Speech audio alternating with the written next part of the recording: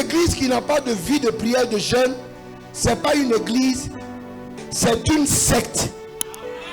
Écoute-moi bien, une secte c'est quoi? C'est une organisation d'hommes faisant croire qu'ils adorent une divinité, mais une divinité qui n'est pas forcément Jésus. C'est ça qu'est une secte.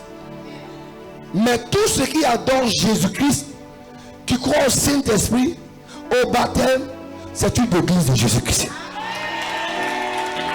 Et il y a beaucoup de choses, les critères de l'église, et je vais te dire aujourd'hui. Parce que les sectes sont dans les rituels. La force de l'église, ce sont des prières. Où l'église tire sa puissance. En fait, je vais te faire comprendre. Il y a les sectes tirent leur puissance ailleurs. Ils vont se laver dans des marigots. Ils vont faire des rituels au bord de Canaries. Ils font des trucs. Ils ont des choses à faire pour avoir la puissance. Mais nous, je vais vous révéler comment les disciples ont fait pour avoir la puissance.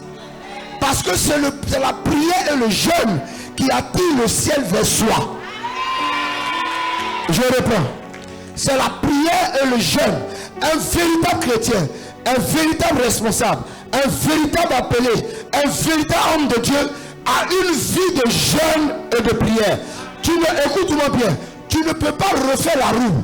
Parce que la roue, on ne la refait pas.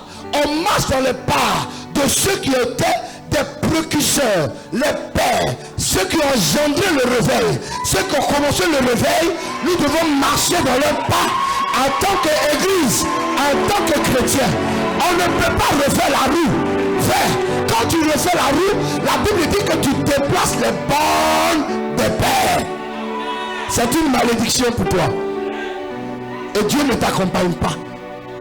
La Bible dit, Jacob marchait dans les pas de son père Isaac. Du réveil. Parce que Jacob, quand il voyait son père, il ne marchait pas autre part que dans le creuset. Son père avait déjà creusé des puits. Et ces puits se sont affaissés, fermés. C'était bouché. Il n'est pas allé creuser un autre puits à côté. Il a regardé, il a cherché. Et le Saint-Esprit l'a quitté vers les puits que son papa biologique avait creusé. Et il vient par le Saint-Esprit. Il dit que mon papa a creusé ici. Creusez ici, vous allez voir. Et quand on creuse, on trouve un puits.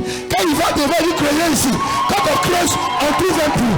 Voici comment l'église doit être. Si tu changes, tu es un démon.